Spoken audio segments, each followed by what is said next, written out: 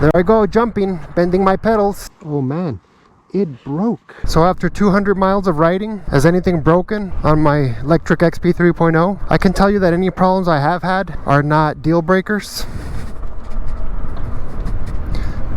So let's talk about some of the problems I've seen and some of the solutions.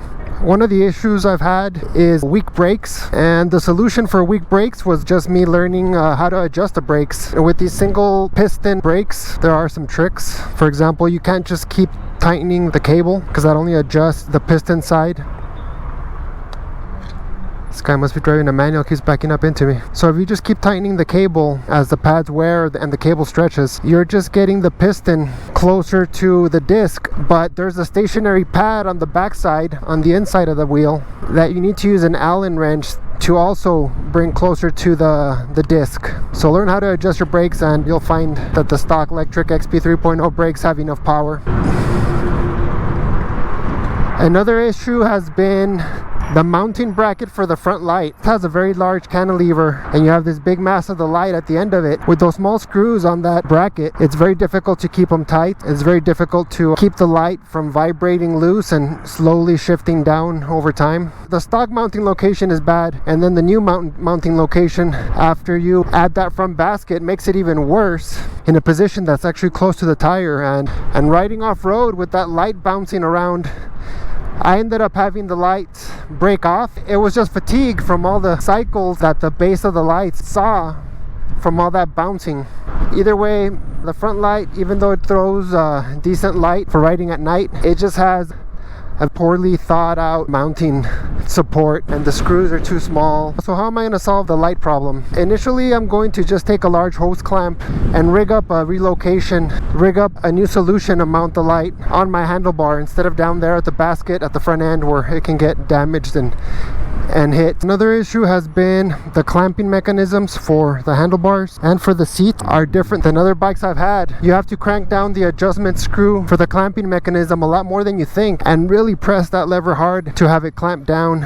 Another issue I've had is that one of these pedals, I think it's the right pedal, the axle for the pedal is slightly bent, so because they are foldable pedals, when I fold them, it's a little bit hard to fold and unfold one of them. This bike is not designed for jumping, and I have taken it off of some small jump. The impacts after landing likely bent the pedal. Still functional, and I'm not blaming that on Lectric. I'm kind of pushing the limits of the bike, in part because I'm trying to have some fun and also just to help show others what this bike can and cannot do. Another thing that bent the front fender for a while, I couldn't straighten it out. I couldn't get it to sit straight after some rides. I thought it was because I needed to tighten down the fender mounting screw, but that wasn't the case. I think either in transporting it in one of my vehicles, maybe in a gentle drop off-road, I bent one of these support rods on the side of the fender, and after straightening that out by hand, the fender mounts straight. So again, that I'm not going to blame that on Lectric. That was damage either from me transporting the bike or from laying it on its side off-road.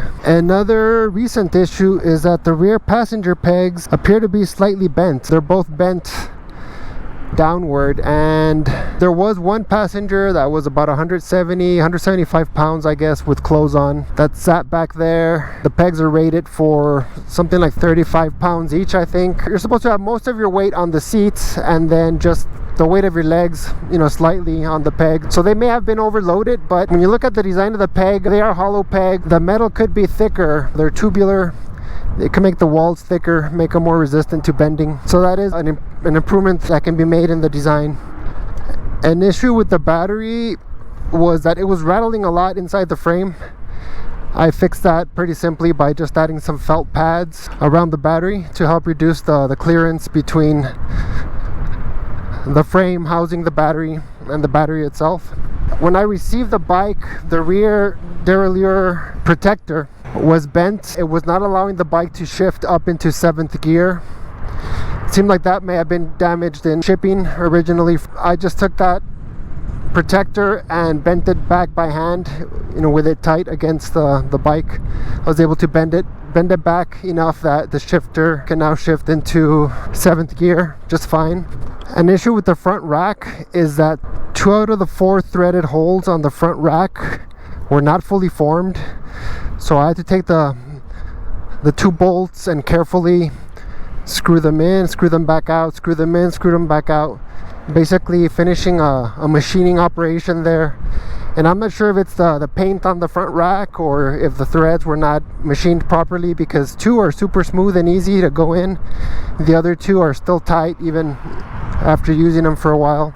A second issue with the passenger pegs is that when you fold the bike for transportation and you have the passenger pegs installed, one of the passenger pegs does strike the front brake disc, and you're having metal on metal contact, which could damage it during transportation. So a solution for that could be to fashion a piece of rubber tubing that you slide over the passenger peg just when you're transporting it, or installing some kind of front brake disc protector. When I first received the bike, Lectric does put sealant in the tires from the factory, and I think as I pumped up the tires, I could tell that there was sealant in there. After my first ride, I got a flat where the sealant was not sealing properly.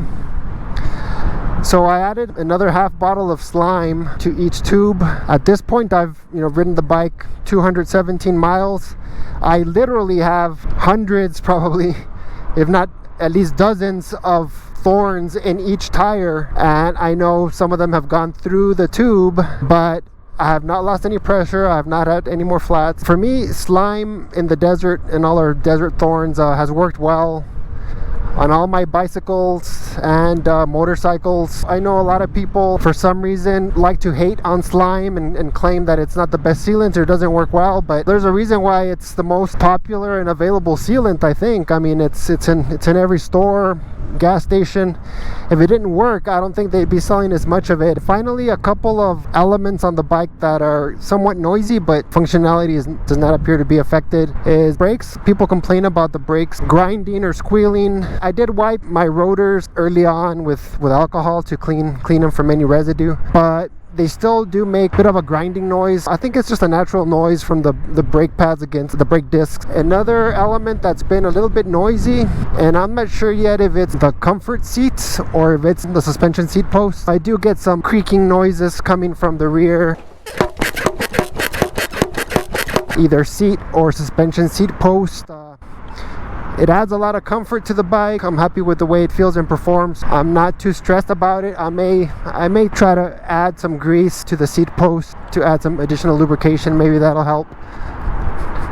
All in all, it sounds like a long list of issues, but they're very minor. Some of them are typical to any bike, and it's just a matter of adjustments. Some of the issues have been because I'm pushing the bike beyond what it's designed for. None of them have left me stranded or caused me to curse my decision to buy the bike. I'm happy with it. The solutions have been easy. As the list gets longer, hopefully not much longer, if I discover additional issues, I'll make videos and update once the bike gets more miles. I'm thinking I'll make a 500-mile video and then a 1,000-mile video after that. I would say so far so good. Again, for the price you pay for the Lectric XP 3.0, it's a super great value. All the major components, the motor, the battery, the controller, they've all been working great. If you find these kinds of videos informative, entertaining, consider subscribing to the channel to be notified of future content, and hit that like button so more viewers can be exposed to this video. There I go, jumping, bending my pedals.